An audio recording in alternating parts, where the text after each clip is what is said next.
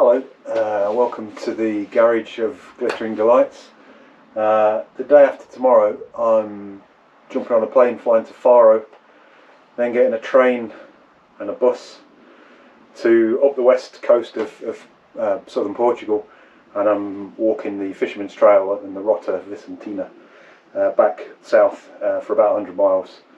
And I'm surrounded by the gear that I'm going to be taking with me, so I thought I'd make a quick video. I've had people actually ask for this one, of just the stuff I'm going to be taking. So I did this trip, or a very similar trip, last year. I'm walking a different section this year, but went at the same time of year, so I have an idea of kind of the kit that worked, and yeah, I'm pretty confident that what I've got here, unless the weather's kind of cataclysmic, this should be you know, a pretty good setup.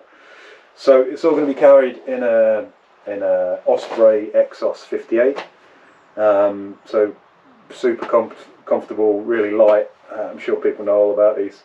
It fits like somebody's kind of giving you a hug, or a comfortable armchair or something like that. It's super, really well thought out. Pockets are great. All the straps and kind of adjustments are all perfect. So really fantastic piece of kit, and always enjoy using it. As for the big stuff, so I've got a Berghaus Flare 1100 sleeping bag. Not ever so light, not ever so small, but does the job. I've had it for years. I kind of know what it does. I know how warm it keeps me in different conditions, sort of thing. So it's good to have kit that you know and you know how it performs. You know, so that's 1.15 kilos according to the information there. It's white, which is not a great colour for a sleeping bag, but again, as I say, it's done a great job for me over the years. The tent I'm using is an MSR Elixir 2, obviously stored in an old sleeping bag stuff sack or compression sack. The MSR Elixir is super comfortable. It's big and, you know, heavier than a lot of people will use on this sort of trip, but I'm travelling on my own. It's going to be dark quite early, given that it's November.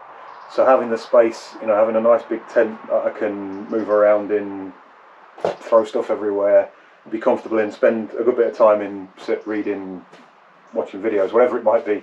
I'm going to be spending a lot of time in it, so I want plenty of room. I want something I can be comfortable and sit upright. And yeah, I really rate the tent. It's fantastically well made and thought out. So yeah, that's coming again. Poles and pegs for that will go in the side pocket of the rucksack. Sleep mat is a climate insulated static V. So this is the cheap Thermarest, or kind of I think it's the American, or an American brand that kind of rivals Thermarest. I think it's great. I've had this for a few years. It's comfortable. It's warm. You know, it gives you good insulation.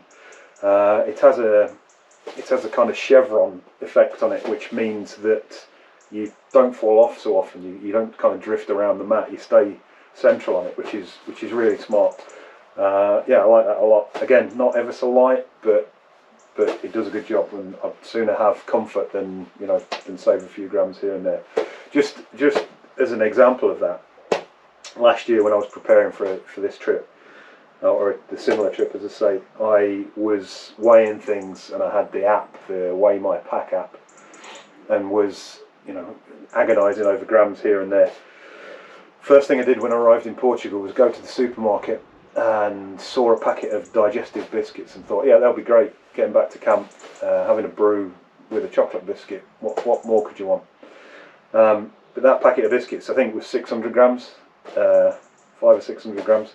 So all that agonising over the odd gram here and there, I blew out the window with a packet of biscuits.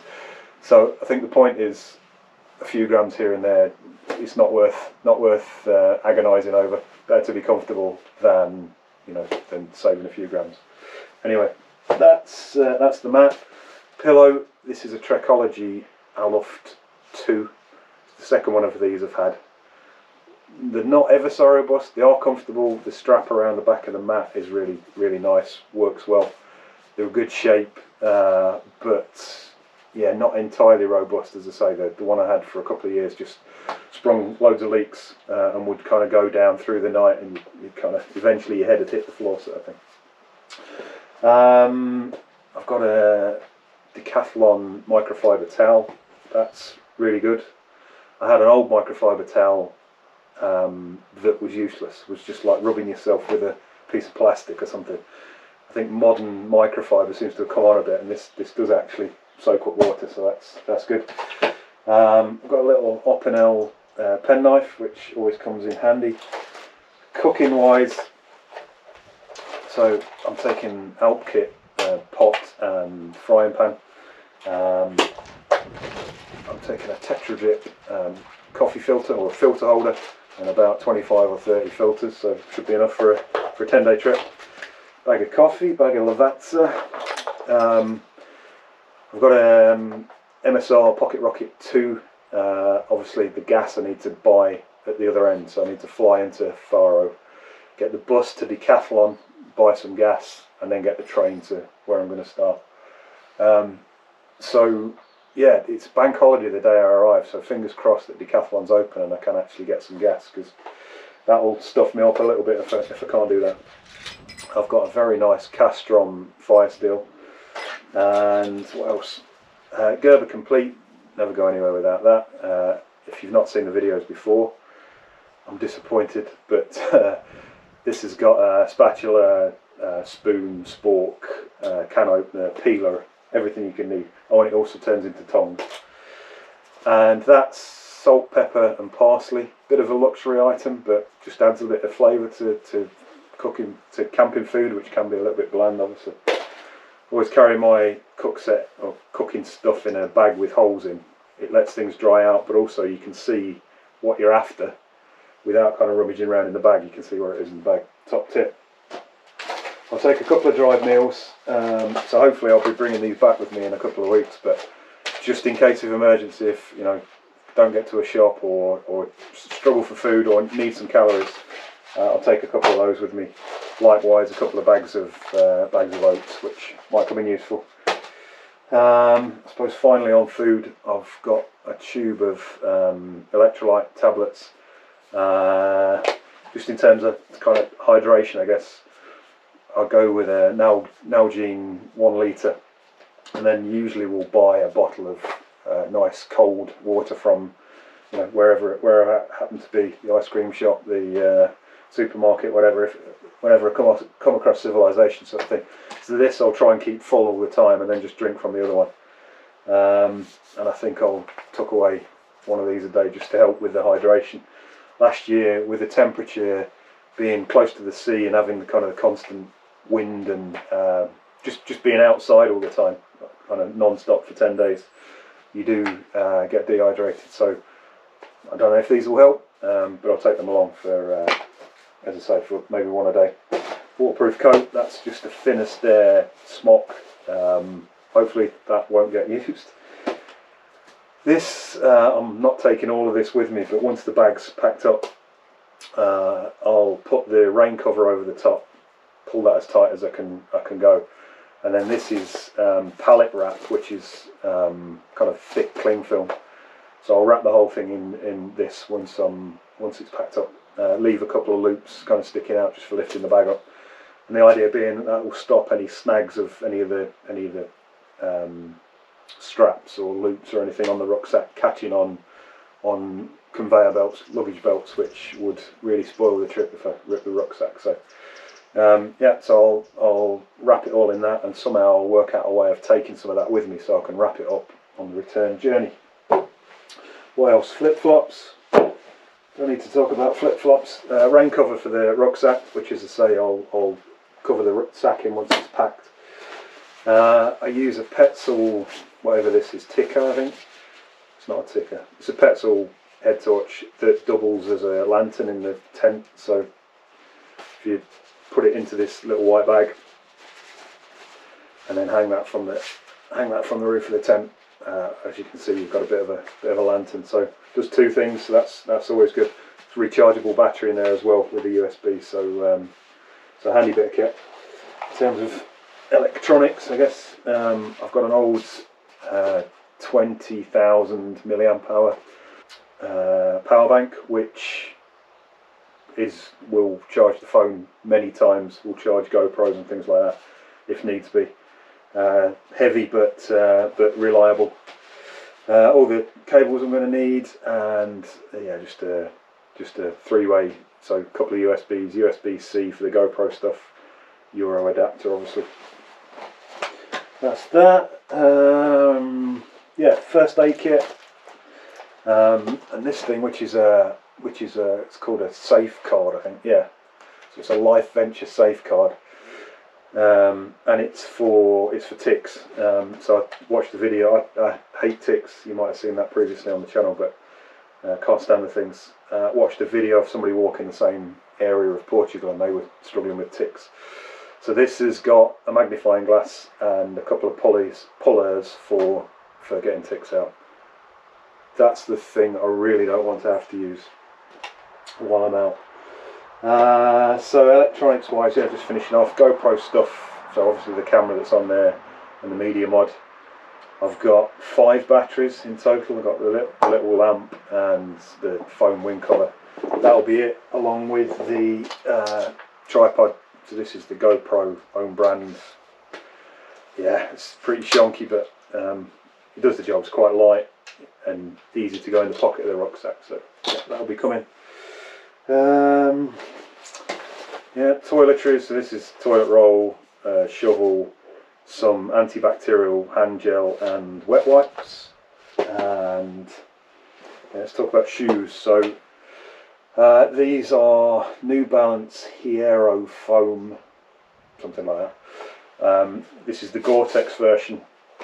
The Gore-Tex is pretty shot on them. Again, I've had them 18 months, and yeah, they're not at all waterproof anymore. They do have a little bit of toe protection, a bit of a toe box, which is great on this trail because it's all rock, or a lot of it's rock. So Vibram soles, yeah, they're just really good, really comfortable. In fact, I can hear the sand in them from last year trapped between the membranes. They're only usable with these things, which are Alp Kit something or other. These are dust gaiters or sand gaiters. So they obviously fit over the top of the shoe, something like that. There's a little hook on there to hook onto the laces. That goes under the shoe and can be tightened up. And this tightens up around your ankle. And that will just stop sand getting into the top of the shoes. Absolutely essential on the Rota Vicentina or the Fisherman's Trail, because you're walking on sand or dunes or beach. A lot of it, so without those you're going to get sand in your shoes. It's going to be miserable, so essential. Do people know what that is? So the nobody likes getting up from the tent in the middle of the night and staggering around the campsite looking for the toilet. So this is Amazon's solution to that. You can use obviously a bird's custard powder tub or something like that, but this is unisex. I've not had other members of the family try it, but the idea being that you, yeah, it saves you a trip to the toilet, and it's extendable to 750 millilitres, which should be enough even if you've had a pint before bed. So yeah, handy piece of kit, and saves those midnight staggering about, as I say. Where did we get to? So glasses, sunglasses. I've got a little pouch that passport, wallet, tickets and things goes into the underside of the lid of the rucksack. This is a great bit of kit. This is a Cedar Summit Nano something day sack. What's it called? Yeah, Nano day pack. This screws down to that size, which is like a sort of ping pong ball size. But it's really quite tough. It can carry a good bit of weight. So if you camped up and you go to the supermarket, fill up on supplies, you can do it with this. Also, because this will all be going on the checked-in luggage, this will be hand luggage just for kind of headphones and a book and stuff like that.